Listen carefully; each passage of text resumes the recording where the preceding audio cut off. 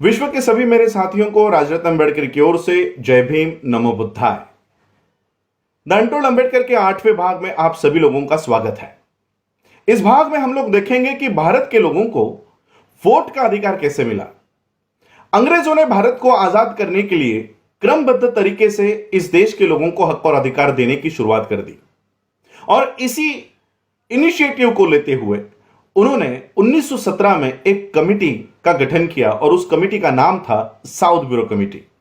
South bureau committee Bharat में आई और भारत के लोगों को क्या क्या अधिकार देने चाहिए इसकी पढ़ाई करने के लिए, इसकी जांच करने के लिए यह कमिटी भारत में आई और भारत के लोगों को वोट का अधिकार कैसे देना चाहिए, किस तरह से दिया जाए, इसका मुआयना करने के लिए यह कमिटी भारत में आई। साउथ ब्यूरो कमिटी जब भारत में आई तब गांधी जी ने इस कमिटी को मुलाकात दी और मुलाकात में उन्होंने कहा कि इस देश में आप वोट का अधिकार देने के लिए आए हो, आपका इस देश में स्वागत है, लेकिन आप हमारे धर्म में इंटरफेयर, दखल अंदाजी ना करें। साउथ ब्यूरो ने कहा हम आपके धर्म में इंटरफेयर करने के लिए यहां नहीं आए हैं। भारत के लोगों को आने वाले संविधान में क्या क्या अधिकार होने चाहिए उसका मुआयना करने के लिए, उसकी जांच करने के लिए हम यहां पर आए हैं। तो गांधी जी ने कहा कि ठीक है, आप वोट का अधिकार इस देश के लोगों को देने के लिए आए हो, लेकिन वोट का अधिकार इस देश में 3 ही वर्गों को मिलना चाहिए। साउथ ब्यूरो ने पूछा कौन से 3 वर्ग? गांधी जी ने कहा भारत के लोग, ऐसे ही लोगों को वोट का अधिकार होना चाहिए जो लोग पढ़े लिखे हो, जो लोग 8वीं पास होने का, कम से कम 8वीं पास होने का जिनके पास सबूत हो, ऐसे ही लोगों को वोट देने का अधिकार भारत में होना चाहिए। दूसरा वर्ग जो इस देश में टैक्स भरता है, इनकम टैक्स, प्रॉपर्टी टैक्स भरता हो, ऐसे ही लोगों को वोट का अधिकार इस देश में देना होगा। और तीसरा वर्ग इस देश के राजा, महाराजा और संस्थानिक, इन्हीं लोगों को वोट का अधिकार इस देश में आपको देना होगा। साउथ ब्यूरो ने कहा ठीक है, हम इन लोगों को वोट का अधिकार देंगे। यह बात बाबा साहब को पता चली। बाबा साहब को जब पता चला कि गांधी ने इस तरह का बयान साउथ ब्यूरो कमिटी को दिया है, आगे चलकर साइमन कमीशन को दिया गया है, बाबा साहब ने इस साइमन कमीशन से मुलाकात की और साइमन कमीशन को यह समझाकर कहा कि गांधी के अनुसार अगर आप इस देश में वोट का अधिकार इस देश में लागू करोगे तो इस देश में 90% लोगों को वोट का अधिकार ही नहीं मिलेगा। साइमन ने बाबा साहब से पूछा कैसे नहीं मिलेगा, हमको बताओ। बाबा साहब ने बताया कि मनुस्मृति के अनुसार भारत के लोगों को पढ़ाई लिखाई करने का अधिकार ही नहीं है। इस देश के शूद्रों को स्कूल में जाने की परमिशन नहीं है। अगर यहां के लोग स्कूल में ही नहीं जाएंगे तो 8वीं पास होने का सबूत कहां से दिखाएंगे? भारत के लोगों को, भारत के शूद्रों को जमीन खरीदने का अधिकार नहीं, पैसा इकट्ठा करने का अधिकार नहीं। अगर जमीन ही हमारे पास नहीं हो, पैसे ही हमारे पास नहीं हो, तो जमीन पर टैक्स भरी हुई रिसीट, पैसे पर टैक्स भरी हुई रिसीट हमारे पास कहां से आएगी? हमारे पास ये सारे दस्तावेज आपको बताने के लिए नहीं है।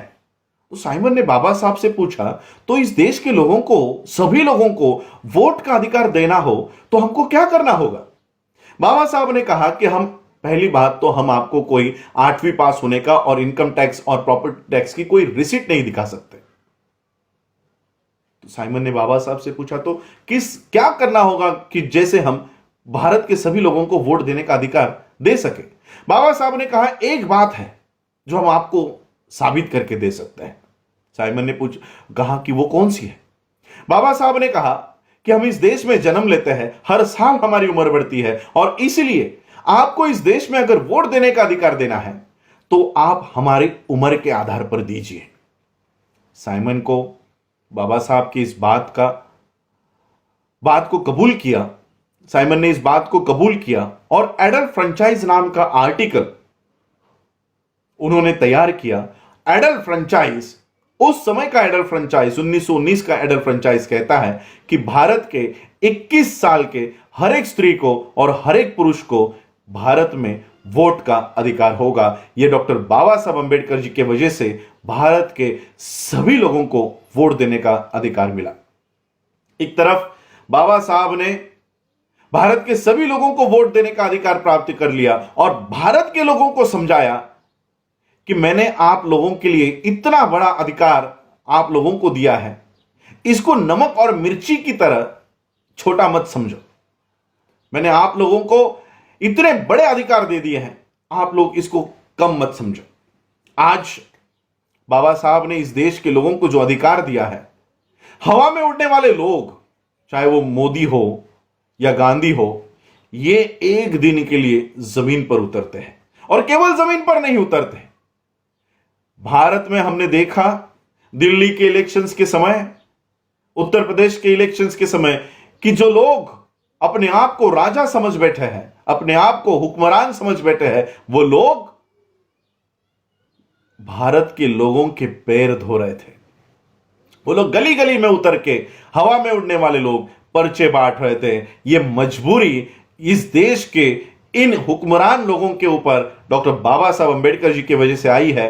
बाबा साहब ने आप लोगों के हाथों में इतनी बड़ी ताकत दे दी, उस ताकत को लेने के लिए ये लोग हवा से नीचे उतरते हैं और इसलिए बाबा साहब ने कहा कि आपके हाथ में ऐसी ताकत देके जा रहा हूं जो सबसे बड़ी ताकत, आपके जीवन की सबसे बड़ी ताकत होगी, और वो है वोट का अधिकार। और ये वोट का अधिकार डॉक्टर बाबा साहब अंबेडकर जी ने इस देश के सभी लोगों को दे दिया। जय भीम, नमो बुद्धाय।